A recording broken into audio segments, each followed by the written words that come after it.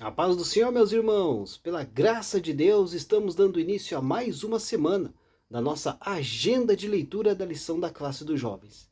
E vamos dando prosseguimento aos estudos desse quarto trimestre de 2022, onde estamos estudando o tema Liderança na Igreja de Cristo, escolhidos por Deus para servir. E chegamos aí esta semana ao estudo da lição de número 12, que tem por data 18 de dezembro de 2022, e o título da lição que vamos estudar é A Liderança de Paulo. O resumo da lição destaca que Paulo foi um dos líderes mais importantes da igreja do primeiro século. Ele é um modelo de uma liderança bem-sucedida. Então eu te convido, meu querido irmão, minha querida irmã, acompanhe a nossa agenda de leitura desta semana, que serve como uma preparação para a lição que vamos estudar aí no próximo domingo.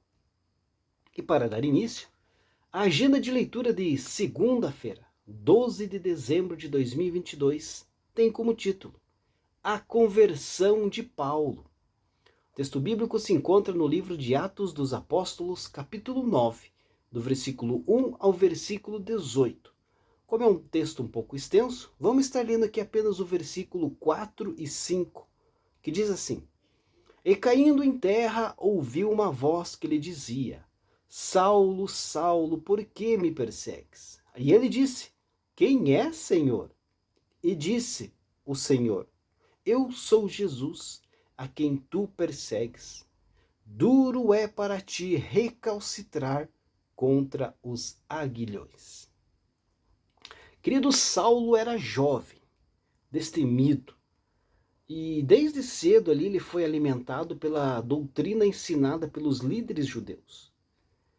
Então, destruir a seita do caminho, né, como o cristianismo era chamado pelos líderes judeus naqueles dias, era então o sinônimo de proteger o judaísmo e Deus para este jovem chamado Saulo. Saulo era tão convicto no que fazia que somente uma intervenção divina poderia mudá-lo.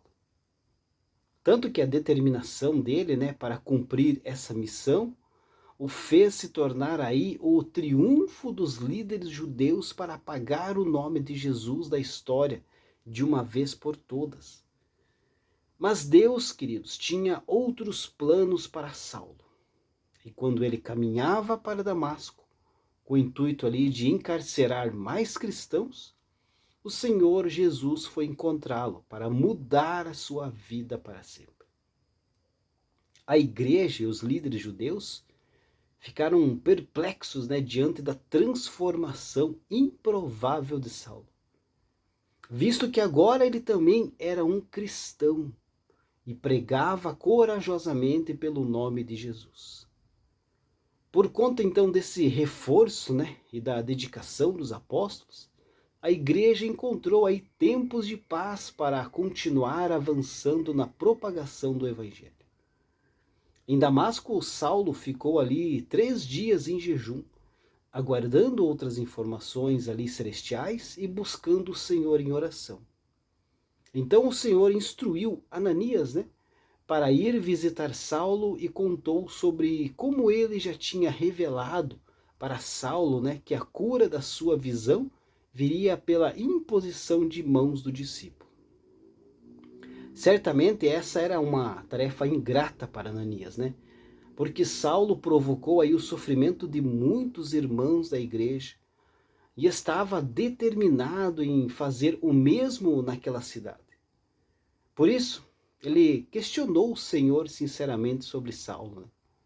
Mas o Senhor ali tratou de explicar o seu propósito na vida de Saulo e como o homem que causou sofrimento aos cristãos iria sofrer pelo nome de Deus. Saulo era um instrumento escolhido e o desejo do Senhor era fazer proezas por meio dele. Deus abençoe a sua vida e uma ótima segunda-feira a todos.